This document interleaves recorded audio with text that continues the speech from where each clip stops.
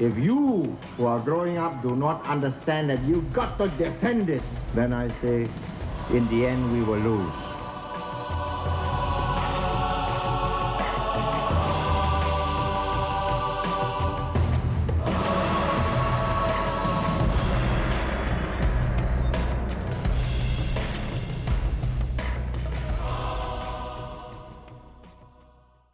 Singapore's independence in 1965 was neither planned nor anticipated. The only defences we had then were 2 aging gunboats, 2 grossly understrength infantry battalions of 50 officers and some 1,000 men, and an ill-equipped volunteer corps. The Air Force was non-existent. Our security and survival as a nation hung in the balance. A large professional armed force was out of the question then. We could not afford it, and with a small population, we could not spare the manpower. Compounding the problem was Britain's announcement that she would be withdrawing her forces from Singapore. It became evident that the only solution was national service. On 13th March 1967, the National Service Bill was passed. The government took great pains to convince young men and their parents of the need to defend their country. Send-off dinners were held in honor of these brave young men. Even the then Prime Minister, Mr. Lee Kuan Yew, met with parents and enlistees. Our young men were given VIP treatment, and it was in such an atmosphere that they were enlisted.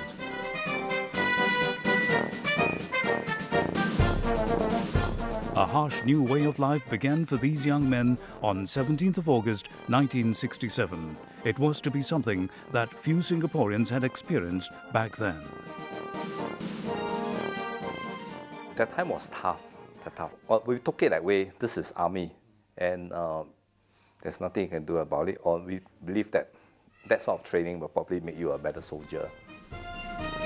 The rifle was heavy, not because of its weight, but because of the heavy responsibility that came with it. Nothing created loyalty and national consciousness more speedily and more thoroughly than national service. It also became a social glue, bonding all Singaporean youths from different races and diverse backgrounds for national defense.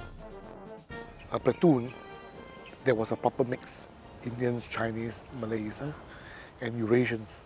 And we slowly learn, how to be brothers, and despite the different colors, the blood is red,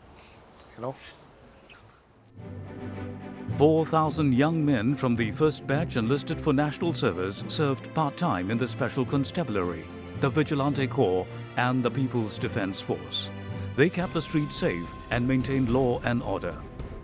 In 1975, full-time national service was introduced for the Singapore Police Force. These police national servicemen worked alongside their regular counterparts, not only to combat crime, but also to maintain the greater harmony of the community at large. Back then, in the 70s, there were still cases of dispute among the races. A simple case of neighborly dispute, a simple dispute between 2 different races would be investigated. The police is certainly essential to actually help diffuse this situation. In 1981, full-time national service was introduced for the Singapore Civil Defence Force. Although primarily tasked to provide for the safety and basic needs of Singaporeans during wartime, the Civil Defence Force proved useful in peacetime operations. Our role is clearly evident, whether in wartime scenarios or in peacetime.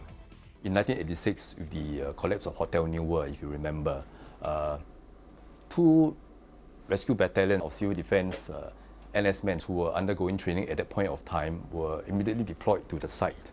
And immediately whatever they learned was put to use. So I think the relevance is something that cannot be understated. Over the last 40 years, Singaporean males have gone through the familiar rite of passage that is national service. Our national service system has become an important institution where the duty to defend is passed on from generation to generation. Mr. Shanmugam has been an active grassroots leader for 22 years. He's also a retired army officer who served during some of the difficult periods of Singapore's history in the 1960s. The experience shaped his perspective on the need for Singaporeans to be responsible for our own defense And this rubbed off on his 3 sons, so much so that all 3 decided to pursue a military career as well. I used to tell them that we must always defend our country because we have a small island, we have no resources, we have nothing, so we have to work very hard to ensure that our country one day will be a developed island state. In January this year, Mr. Shanmugam's grandson, Mark Lewis Shan, was enlisted for full-time national service. He has completed his basic military training and is now serving in the Army's Combat Engineer Group. This effectively makes him the 3rd generation who has served in the SAF. And like Mr. Shanmugam's influence on his sons, Mark's perspective on national service has been shaped by his father's selfless contribution to the country. He used to go and exercise a lot. He'd be away for like 7 or 8 weeks at a time. And at first I thought, why would someone want to be away from the family for so long? Then it came to me one day and I realized that it's not really a sacrifice to him because he finds it's a privilege.